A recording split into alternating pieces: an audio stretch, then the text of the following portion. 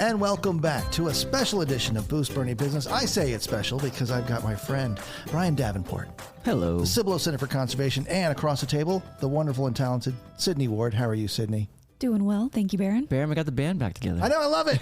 Let's do it, man. Matter of fact, you can still go to BoerneRadio.com, go to our podcast page, and you've got an archive of just great stories coming out of the Cibolo. But you guys are making news all the time, and you just broke news this week.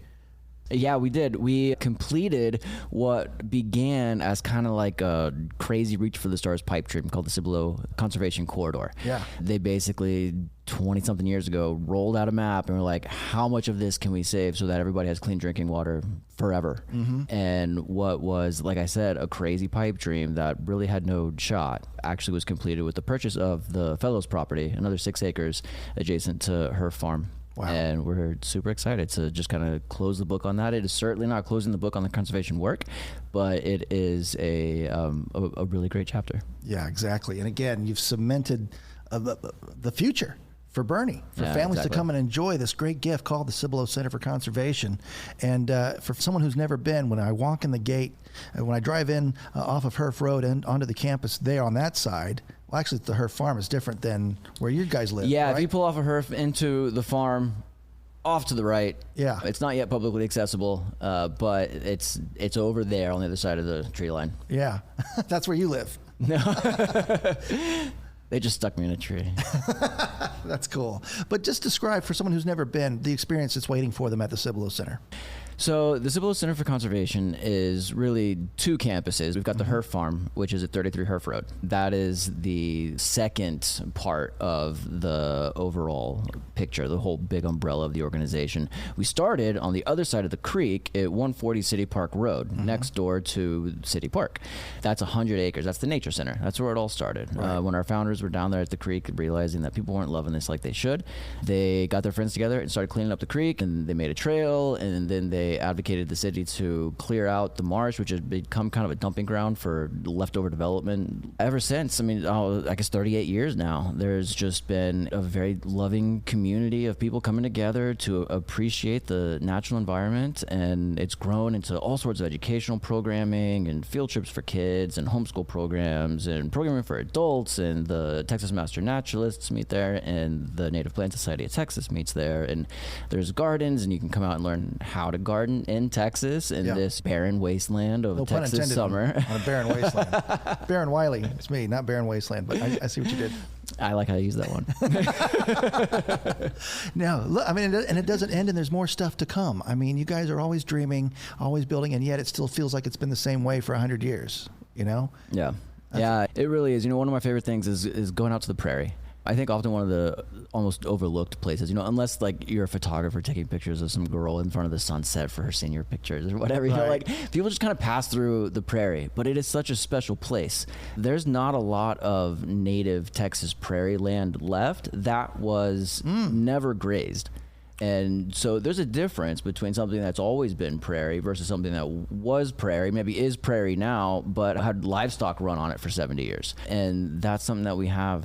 And you go run laps around the trails out there, and you're in and among the prairie. Yeah.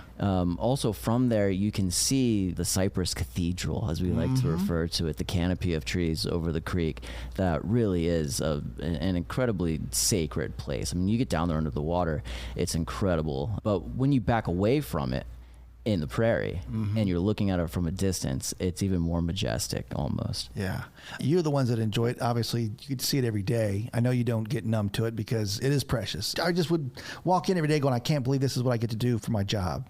Do you have that? Yeah, absolutely.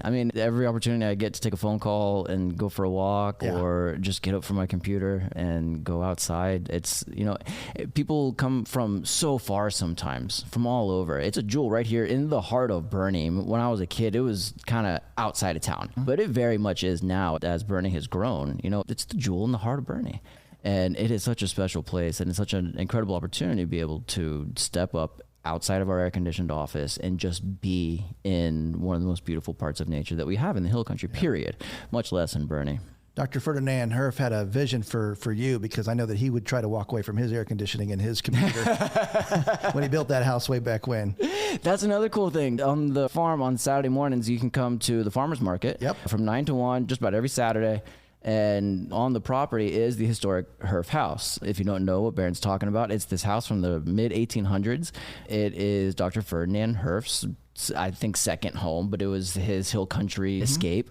And it's a really special place and National Historic Site. Yeah. And when it was restored, when we bought the property, it was done up to National Historic codes. I don't know all the details, but I know they very lovingly, because they had to fix the foundation, they very lovingly took the thing down and then put everything back up in its place. Didn't just, rebuild the house from a pile of rocks.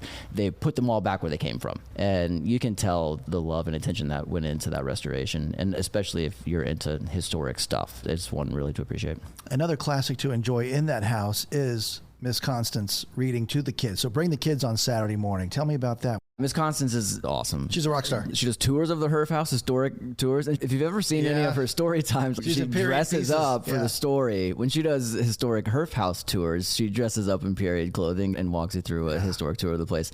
But yeah, she also does story time for kids during the farmers market. We've also got this new group of high school girls. They call themselves Recrafted. They're taking reclaimed materials or just simple things and doing crafts for kids. And it's super cute. And they're bringing a whole new energy and vibe to the farmers market craft mornings. And so we've got a lot of cool stuff going on at the farmers market. Very cool. Another thing that's also exciting is the wildlife that still exists on the property. Yeah, as an amateur birder, the chances of seeing a bunting at the Cibolo are greater than in my backyard. It's really a haven for migratory birds because it's 166 now at the Fellows property acres, kind of, on the way to wherever they're going, or just the locals that don't take off during whichever season they would normally leave. They bring birders from all over the country out to the Cibolo. It's really incredible.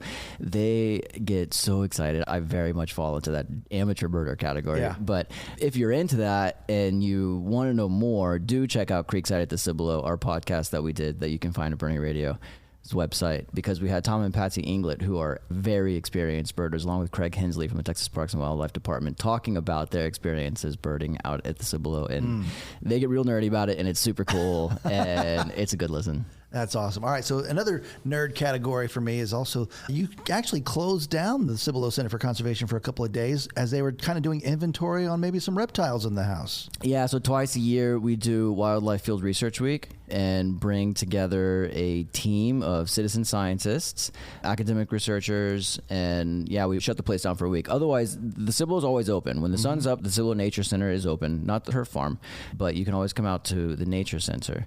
During these 2 weeks, we do close the gate and it's shut down for research. We just published findings from this one in our recent Upstream magazine, which if you're interested, you can always come out to the visitor center at the Nature Center and get one. But it's super cool. Like the small mammal count went way up. I think they found more reptiles than usual, more water snakes than usual. I had the opportunity to document a coral snake eating a water snake. They spotted it during one of the reptile surveys. Take one off the list. And it was so cool. They sent me a picture of this snake that had bit into the middle of a water snake. And I was like, that's awesome. I got to go shoot that. So I got my camera and I went down and somebody pointed me in the right direction and I found the coral snake. And then I hung out with it for a while, and eventually it went back. And I had the opportunity to watch this thing over the course of about 40 minutes consume the entirety of a snake, probably 80% of its body volume. Wow. It was incredible. And you got a front row seat at the Cibolo. Yeah. It was one of those kind of weird things to witness. Yeah. But yeah, it was very powerful. Wow. Well, as it's the end of the year, let's remind folks at the Cibolo Center for Conservation, they don't charge you to come onto the campus. It's a gift to the community. But as a nonprofit, it doesn't happen without your support, ladies and gentlemen. That's absolutely right. And as you are considering end-of-year giving, we would love for you to consider the Cibolo Center for Conservation when you do that. We can't do any of this work without the generous donations of the people who believe in what we do. You can come out to the Nature Center and see what's going on, and you don't have to talk to anybody. You just come enjoy the solace and the peace that one can only experience in nature, and you'll get it. That work does not come at a low cost. Maintaining that land, employing the staff, the educators, the park rangers, and just loving the land the way that it needs to be loved so that we can keep it open to the public is expensive.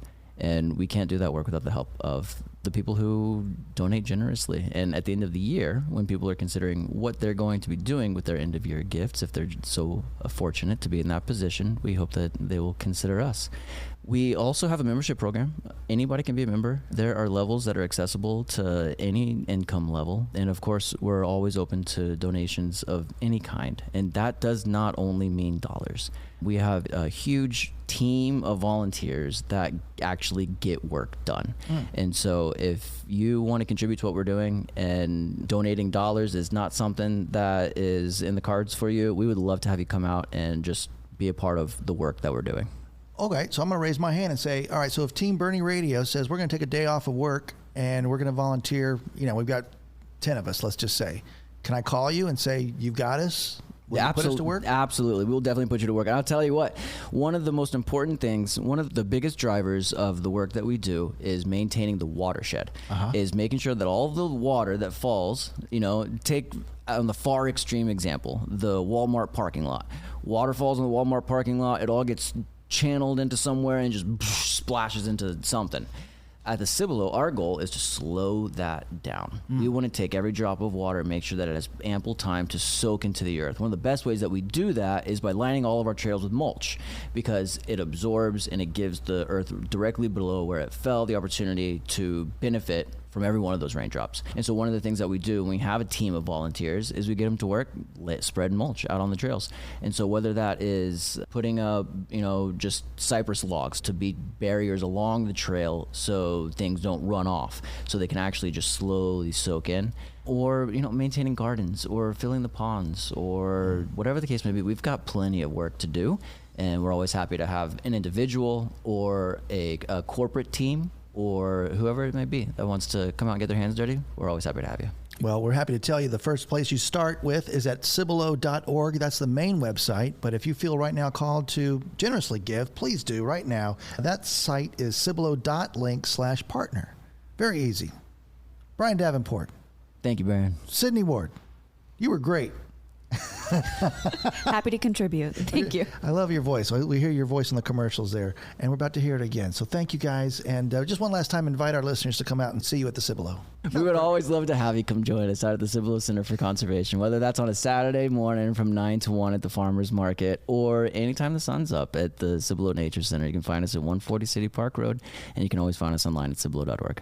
Camp registration is open. Already? Camp fills up fast, so we made sure that we opened camp registration really early this year. It's also the most affordable way to send your kids to camp in the county, if not the state. Yeah. And it's a terrific opportunity to not just have fun during the summer, but to continue learning in those off periods. So check out cibolo.org and get your kids registered for camp, because it's such a cool experience. I know a mom who signs her kids up for multiple weeks. It's not like a 1 week and you're done. Is that still legal? No, yeah, we got 8 weeks of camp. We made camp registration live, and within hours, one mom signed her kid up for all 8 weeks. Long before we ever told anybody. She's just been sitting at the computer waiting for it to go live. Wow, that's awesome. Remember we used to buy concert tickets like that? Yeah. That's exactly right, because it's the best deal in town. It's the greatest experience a kid could ever have at the Cibolo Center for Conservation. Cibolo.org. Thank you so much, Brian Davenport, Sydney Ward. Merry Christmas. Yeah, Merry Christmas. Merry Christmas. Coming up quick. Let's do it. Look at you. Just overflowing. With the Christmas spirit. Somehow a barren wasteland of a person. Thank you for listening to Boerne Radio, 103.9 FM.